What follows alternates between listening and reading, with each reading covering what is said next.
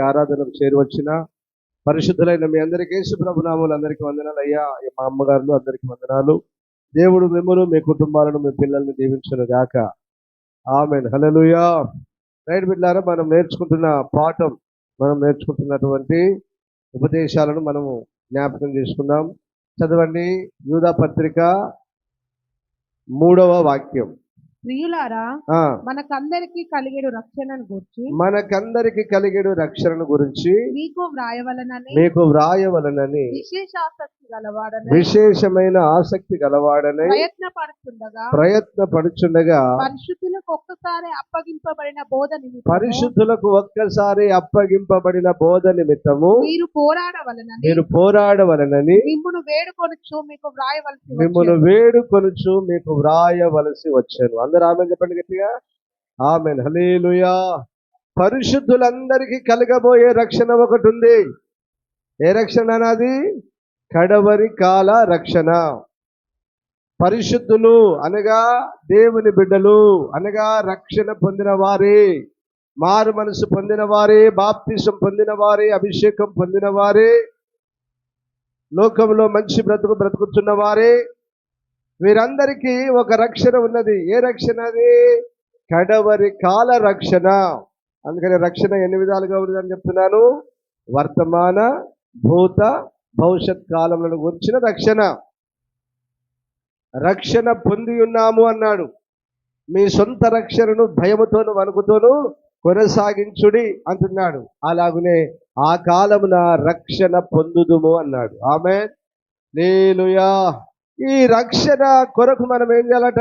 పరిశుద్ధులకు అప్పగింపబడిన బోధ నిమిత్తం మనం ఏం చేయాలి? పోరాడాలి. మారు మనసు పొందుటకు, బాప్తిసం పొందుటకు, అభిషేకం పొందుటకు, సమర్పణ కలిగి జీవించుటకు, వేరుబాటు జీవితం చేయుటకు, ఈ అపోస్తలుల బోధలోనే ఉండుటకు, వారి సహవాసంలోనే కొనసాగుటకు, రొట్టె విరుచుటలోనే పాలు పొందుటకు, ప్రార్థన చేయుటలో, ప్రతి విషయంలో ఆ అపోస్తలులతో సహవాసంలో ఉండుటకు ఏం చేయాలండి? పోరాడాలి. మీరు కనుక ఖచ్చితంగా మీరు ఈ వాక్యాలు నేను చెప్పినట్టుగా అన్ని చేయగలిగితే, నిజమే చెప్తున్నాను, మీకు ఒక పోరాటమే. ఎందుకంటే ఈ సంఘంలోనికి రావడం, ఈ ఆది అపోస్తలుల ఉపదేశ క్రమంలో కొనసాగడం అనేది నిజంగా చెప్తున్నాను పోరాటం. మీరు వస్తుంటే ఎందరో ఆపేవారు ఉంటారు. అందరికంటే ప్రాముఖ్యంగా సైతాన్ గాడు ఆపుతా ఉంటాడు, అడ్డులు కలగజేస్తూ ఉంటాడు, సమస్యలు పెడుతూ ఉంటాడు, ఇబ్బందులు పెడుతూ ఉంటాడు, అనేకమైన బాధలు పెడుతూ ఉంటాడు. అయినా మనము భయపడద్దు. ఆమేన్. హల్లెలూయా. ప్రతి సమస్యను అధిగమించి, ప్రతి వ్యక్తిని అధిగమించి, ప్రతి రోగాన్ని అధిగమించి, ప్రతి ఒక్క వ్యక్తిని శక్తులను అధిగమించి దేవుని సన్నిధిలోనికి మనం వచ్చుదుము గాక. ఆమేన్. హల్లెలూయా. రావాలి బిడ్డ, గెలవాలి. వారి మీద మనం గెలవాలి. గెలవాలి నాన్న. ఇక్కడ జయిస్తేనే అన్నాడు. ఏమన్నాడు? జయించు వారికి నాతో కూడా నా సింహాసనం ఇచ్చేదను అన్నాడు ప్రభు. జయించకపోతే, ఓడిపోతే నీకు సింహాసనము దొరకదు. కాబట్టి జయించాలి. లోకాన్ని, పాపాన్ని, శరీరాన్ని, సాతానును, ఇతరులను, అందరినీ, అన్నిటినీ, అర్థమైందా? అన్ని ఆశలను, కోరికలను జయించాలి. దేవునికి మహిమ కలుగును గాక. ఆమేన్. హల్లెలూయా. రైట్ బిడ్డలారా, మనము అపోస్తలుల కార్యాలు 2వ అధ్యాయం 38 నుంచి 42 వరకు మనం మారు మనసు, బాప్తిసం, పరిశుద్ధాత్మ, వేరుబాటు జీవితం, అపోస్తలుల బోధ, సహవాసం, రొట్టె విరుచుట, ఎడతెగని ప్రార్థన, ఇవన్నీ 8 అంశాలు నేర్చుకున్నాం. ఇక్కడ 8 అంశాలు నేర్చుకున్నాం. దేవునికి స్తోత్రం. హల్లెలూయా. ఇప్పుడు మనము ఆది నుంచి అంతం వరకు ఈ ముచ్చట, ఇప్పుడు నేను చెప్పబోయే ముచ్చట ఆది నుంచి అంతం వరకు అనగా ప్రవక్తలు, అపోస్తలు బోధించిన బోధ ఏంటి అంటే, ప్రభువైన యేసుక్రీస్తునందు విశ్వాసం ఉంచవలనని. అపోస్తలుల కార్యాలు 10వ అధ్యాయం 43వ వాక్యం చదువునాను. ఆయన యందు విశ్వాసం ఉంచువాడెవడో వాడు ఆయన నామము మూలముగా పాప క్షమాపణ పొందునని ప్రవక్తలందరూ ఆయనను గురించి సాక్ష్యం ఇచ్చుచున్నారు. అందరూ ఆమేన్ చెప్పండి గట్టిగా. ఆయన నామమందు విశ్వాసం ఉంచువాడెవడు? ప్రతి ఒక్కరికి ఏం దొరుకుతుంది నానా? పాప క్షమాపణ దొరుకుతుంది, రక్షణ దొరుకుతుంది, అన్ని దొరుకుతాయి. ఇది ఎవరు ప్రకటించారు? అపోస్తలేనా? కాదు కాదు కాదు, ప్రవక్తలు అపోస్తలు. ఏంటిది? ప్రవక్తలు అపోస్తలు. దాన్ని అందుకే అపోస్తలు ప్రవక్తలు వేసిన పునాది మీద మీరు కట్టబడుచున్నారు అన్నాడు. అపోస్తలు ప్రవక్తలు వేసిన పునాది మీద మీరు కట్టబడుచున్నారు. ఏంటయ్యా పునాది?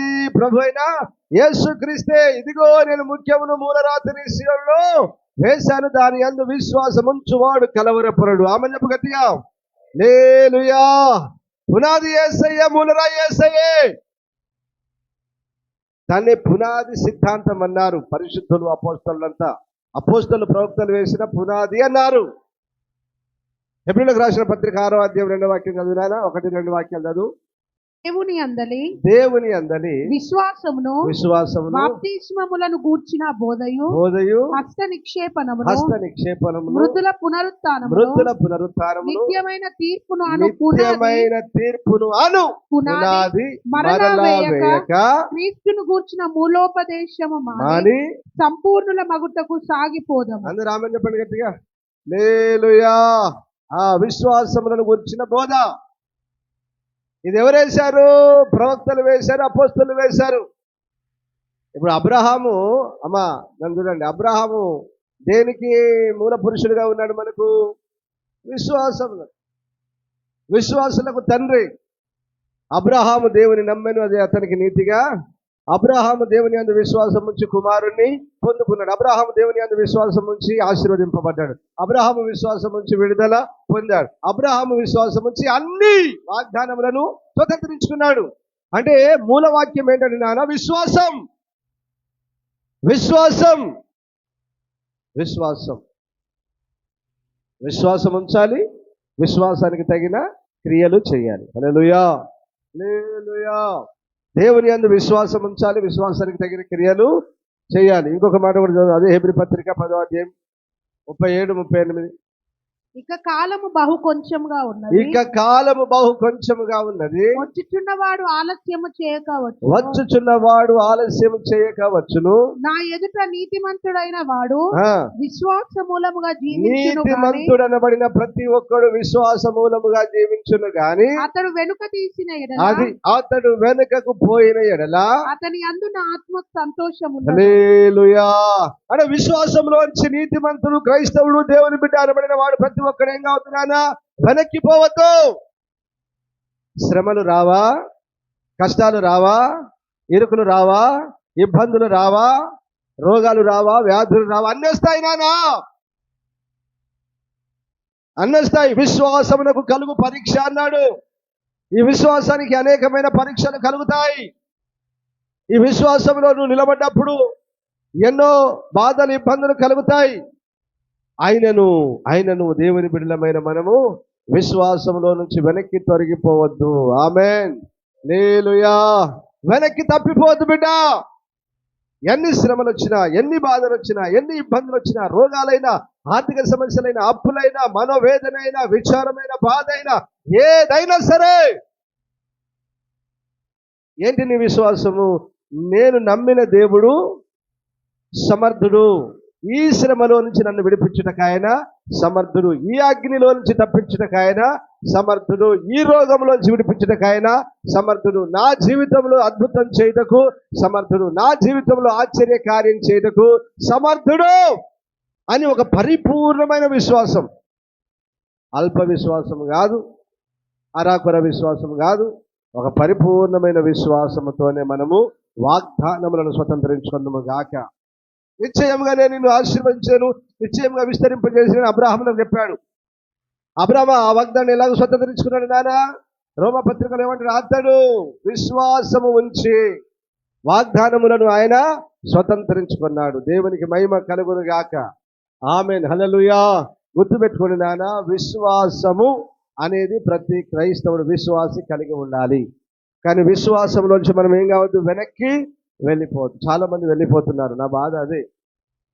చాలా మంది వెళ్ళిపోతున్నారు నాన్న. ఎందరో వస్తున్నారు, ఏదో దేవుడు మేలు చేసినా చేయకపోయినా, ఏదో చిన్న కష్టం, ఏదో బాధ రాగానే మళ్ళీ వాళ్ళు వెనక్కి వెళ్ళిపోతున్నారు. దేని వైపు? లోకం వైపు. దేని వైపు? వేరొక సంఘాల వైపు. దేని వైపు? ఇతరుల వైపు తిరిగి వెళ్ళిపోతున్నారు. అది సరి అయింది కాదు. మనిషి జీవితంలో మనకు ఏమేమి ఉన్నాయి నాన్న? కష్టాలు ఉన్నాయా లేదా? బాధలు ఉన్నాయా లేదా? శ్రమలు ఉందా లేదా? పోరాటం ఉందా లేదా? ఈ మానవుడి యోబు ఏమన్నాడు? మానవుని జీవిత కాలం అంతా యుద్ధకాలం అన్నాడు. యుద్ధకాలం. అందుకని ఇప్పుడు యూదా ఏమంటున్నాడు? పోరాడు అన్నాడు ఈ బోధ కొరకు. ఇంకా మంచి బ్రతుకు బ్రతకాలంటే, నీతిగా బ్రతకాలంటే మనకు పోరాటం ఉన్నది. ఆమేన్, హల్లెలూయా. మనకు యుద్ధములు ఉన్నాయి. భయపడొద్దు బిడ్డ. విశ్వాసంలోంచి వెనక్కి వెళ్ళిపోవద్దు. ఎన్ని శ్రమలైనా, కరువైనా, ఖడ్గమైనా, మరణమే అయినా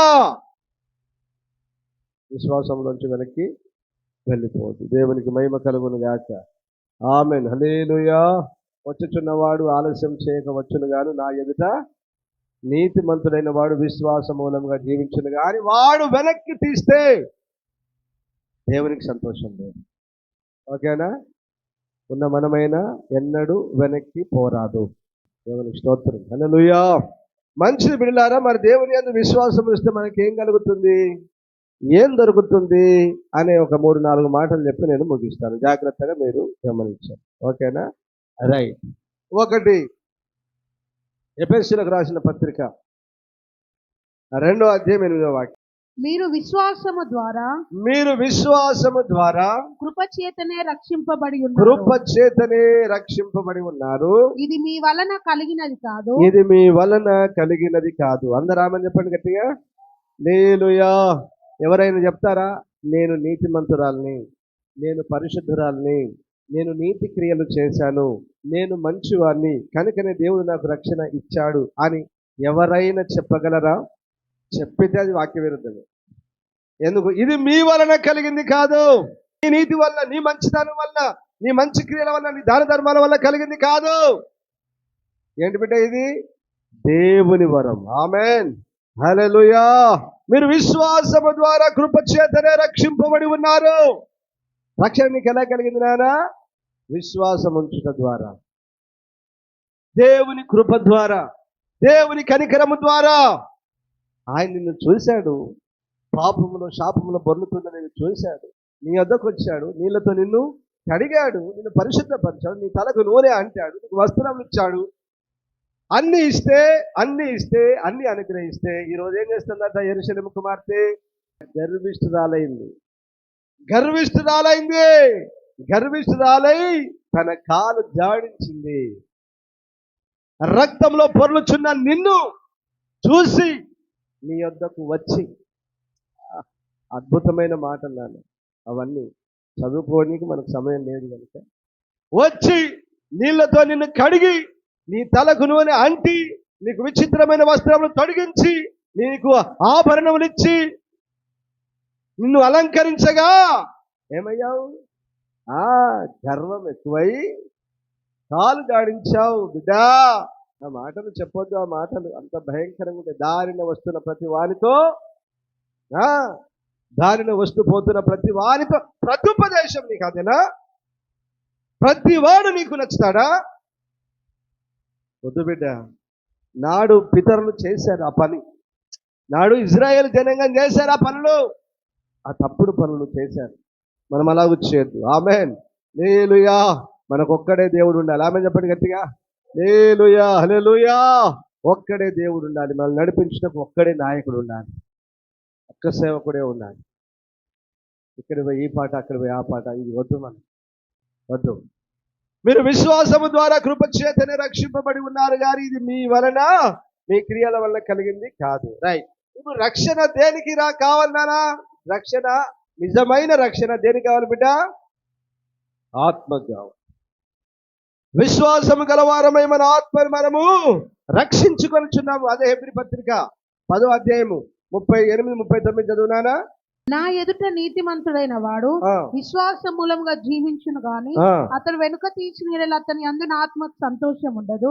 అయితే మనము నశించుటకు వెనుక తీయువారము కాము గాని ఆత్మను రక్షించుకొనుటకు విశ్వాసము కలిగిన వారమై ఉన్నాము. అందరూ ఆమేన్ చెప్పండి బిడ్డ గట్టిగా. చూశారు అద్భుతమైన మాట. అయితే మనము నశించుటకు వెనుక తీయువారము కాము గాని మన ఆత్మను రక్షించుటకు విశ్వాసం గలవారమై ఈ విశ్వాస జీవితంలో ముందుకెళ్తున్నాము. ఆమేన్. ఎన్నో శ్రమలు వచ్చినా, ఎన్నో బాధలు వచ్చినా, ఎన్నో ఇరుకులు వచ్చినా, ఎన్నో ఇబ్బందులు వచ్చినా, ఎన్నో రోగాలు వచ్చినా, ఎన్నో వ్యాధులు వచ్చినా, ఎన్నో ఆర్థిక సమస్యలైన, అప్పులైన, కష్టాలైన, బాధలైన, మరణమైన ఏదైనా దేనికి వెళ్తున్నాం బిడ్డ? ఆత్మను రక్షించుకోవడం. నేను మీ అందరికీ నేను ప్రేమతోనే చెప్తున్నాను బిడ్డ, ఈ ఆత్మ రక్షింపబడుటే ప్రాముఖ్యం. హల్లెలూయా. శరీర సంబంధమైన రక్షణ ఉన్నది, ఆత్మ సంబంధమైన రక్షణ ఉన్నది. ఈ శరీరానికి కాదు, ఆల్రెడీ బాప్తిసం పొందేశాం. దేవుని సన్నిధి ఉన్నది, దేవుని కాపుదల ఉన్నది, ఆయన దూతలు కాపాడుతాయి. ప్రభువా నా రాకపోకల్లో తోడుగా ఉండి నన్ను కాపాడు, ప్రతి కీళ్ళలోంచి కాపాడు, ఈ అనారోగ్యంలోంచి విడిపించు, నన్ను ఆరోగ్యం ఇయ్యని ప్రభుని బ్రతిలాడుతూ మనం ఏం చేస్తున్నాం? విశ్వాసంలో ముందుకెళ్ళిపోతున్నాం. అందుకని నేను అంటాను, శరీర సంబంధమైన రక్షణ వేరు, కానీ మనకేం కావాలి? ఆత్మకు రక్షణ కావాలి. ఈ ఆత్మకు రక్షణ కావాలంటే విశ్వాసంలోంచి వెనక్కి పోదామా? విశ్వాసంలోంచి ఇట్లాంటి తిరుగుదామా? లేదు. విశ్వాసం గలవారమై ఆత్మను రక్షించుటకు విశ్వాసంలోనే కొనసాగాలి. హల్లెలూయా, హల్లెలూయా. రైట్. ఒకటి, విశ్వాసం ద్వారా ఏం కలుగుతుంది నాన్న? రక్షణ. దేనికి రక్షణ? ఆత్మకు రక్షణ. నిజమైన రక్షణ ఏంటి అంటే మీరు ఏం చెప్పాలి?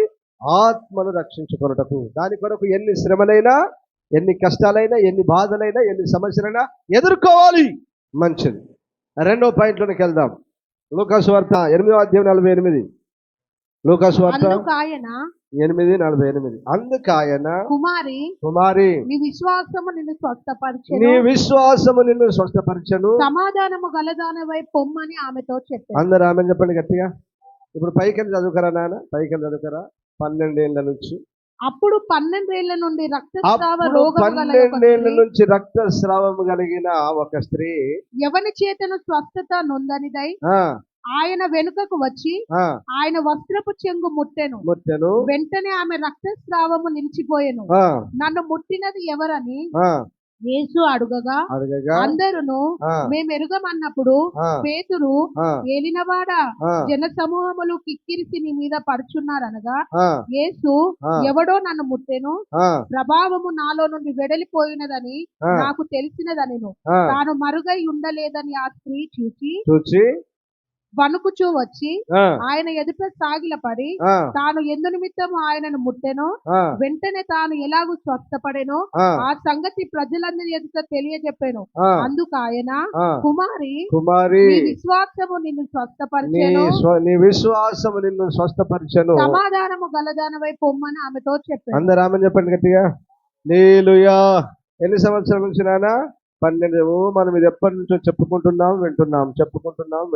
కానీ మీరు ఇందులో గుర్తుపట్టాల్సిన ఒక లోతైన సంగతి, సత్యం ఏంటంటే, ఇప్పుడు ఇజ్రాయేలు ప్రజలు పురుషులు నడుస్తున్నప్పుడు స్త్రీలు వారి మధ్యలోనికి రాకూడదు నాన్న. పురుషులు నడుస్తున్నప్పుడు, వెళ్తున్నప్పుడు స్త్రీలు వారి మధ్యలోనికి రాకూడదు. వస్తే రాళ్లతో కొట్టి చంపాలి. అది పాత నిబంధన ఆచారం. ఆయనను ఆమె తన ప్రాణానికి తెగించి ఏం చేసింది నాన్న? వారి మధ్యలోనికి వచ్చి ఈ పక్క ఆ పక్క జరుపుకుంటూ వెళ్ళి యేసయ్యను వస్త్రపు చెంగును ముట్టింది. దేవునికి స్తోత్రం. హల్లెలూయా, హల్లెలూయా. ఆ వస్త్రపు చెంగును ముట్టగానే ఏమైంది? ఆమె రక్తధార కట్టింది, ఆగిపోయింది. అంటే ఆ తల్లి గారికి ఏమొచ్చింది? స్వస్థత కలిగింది. ఆమేన్, హల్లెలూయా. ఇప్పుడు ఆమె విశ్వాసం ఏమైనా మనము కొలత వేయగలమా? అది నేనైనా మీరైనా, ఈ ప్రపంచంలో ఎవరైనా సార్, నిజమే చెప్తున్నాను, అబద్ధం ఆడటం లేదు నేను. లేదు, అచంచలమైన విశ్వాసం. దాన్ని అందుకనే పరిశుద్ధులు పరిపూర్ణమైన విశ్వాసం అన్నారు. ఏ విశ్వాసం అన్నారు? పరిపూర్ణమైన విశ్వాసం. ఇక విశ్వాసంలో లోపం లేదు, అల్ప విశ్వాసం కాదు, అరాకుర విశ్వాసం కాదు, అయితో కాదోలే అనేటువంటిది లేదు. ఇక అక్కడ నేను వెళ్ళి ఆయన వస్త్రపు చెంగును ముట్టిన సార్ నేను బాగుపడతాను అనుకున్నది. ఆమేన్, హల్లెలూయా. అలాంటి పరిపూర్ణమైన విశ్వాసము మనము కూడా కలిగి ఉండగలిగితే నా దేవుడు సర్వశక్తి గల దేవుడు. ఆమేన్, హల్లెలూయా. నాడు నేడు ఏకరీతిగా ఉన్నాడు. ఆయన స్వస్థపరచుటకు ఆయన ఎప్పుడు ఆయన చేయి చాచి ఉంచాడు.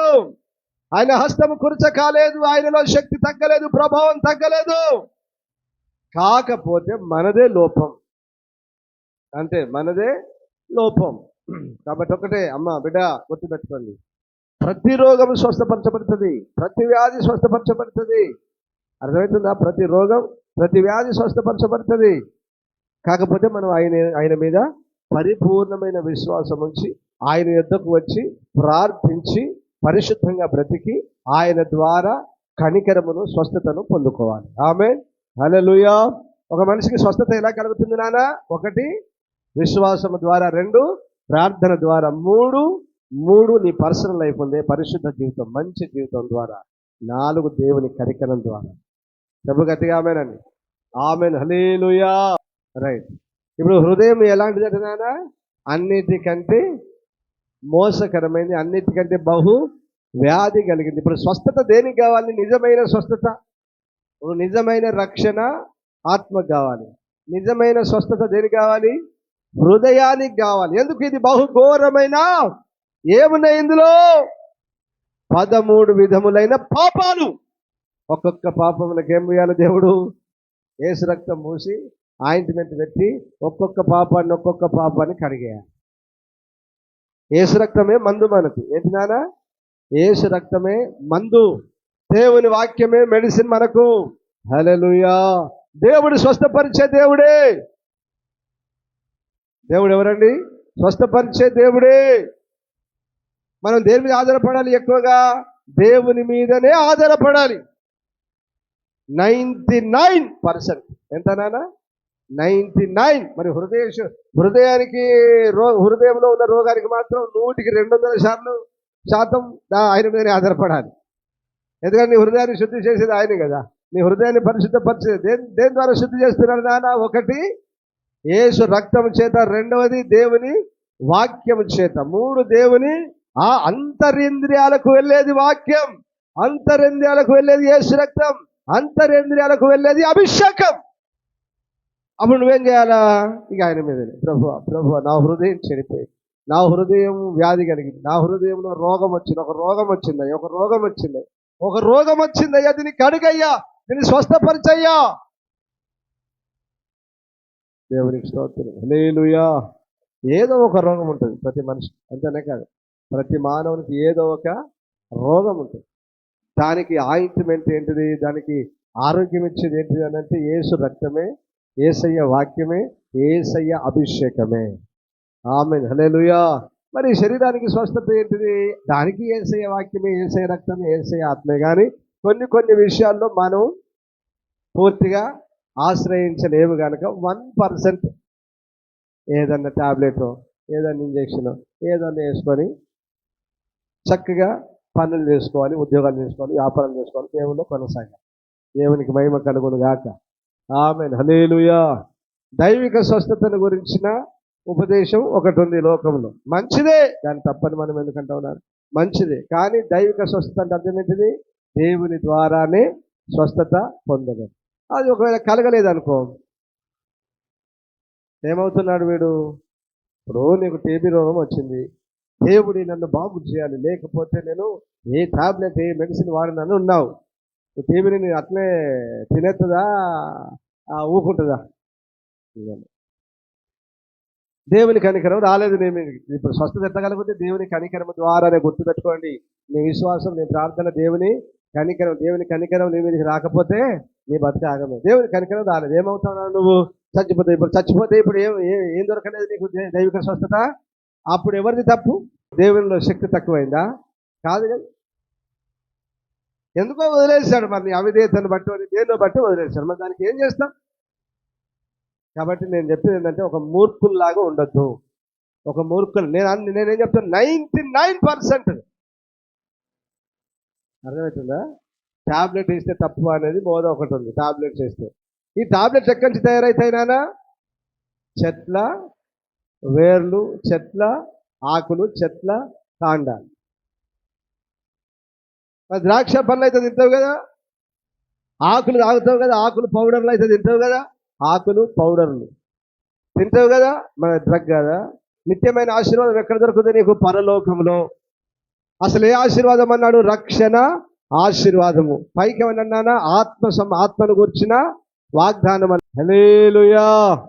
ఆ నిత్య జీవం నీకు కావాలంటే, ఆ విశ్రాంతి నీకు కావాలంటే, ప్రభుతో పాటు యుగాయుగాలు నువ్వు ఉండాలంటే, నీకు రక్షణ, స్వస్థత, సంతానం, విడుదల, క్షేమం, నెమ్మది, సమాధానం, ఆరోగ్యం, ఆశీర్వాదం నీకు కావాలంటే దేవుని ఏం చేయాలన్నా? పరిపూర్ణమైన విశ్వాసం.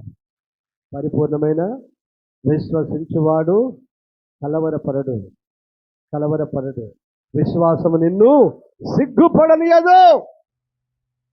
దేవుని యందు విశ్వాసము నిన్ను సిగ్గుపడనియదు. కాబట్టి నాన్న, విశ్వాసంలోంచి వెనక్కి పోకండి, విశ్వాసంలో నిలబడండి. విశ్వాసం ద్వారా రాజ్యాలను గెలవండి, లోకాన్ని గెలవండి, పాపాన్ని గెలవండి, ఆచారాలను గెలవండి, రోగాలను గెలవండి, అన్నిటినీ గెలవండి. ప్రభువైన యేసుక్రీస్తు రాకడ సిద్ధపడండి. దేవుడు ఈ మాటలు మనందరి గురించి దీవించి ఆశీర్వదించి ఫలింపజేయును గాక. ఆమేన్. మోకరించని ప్రార్థన చేస్తున్నాం.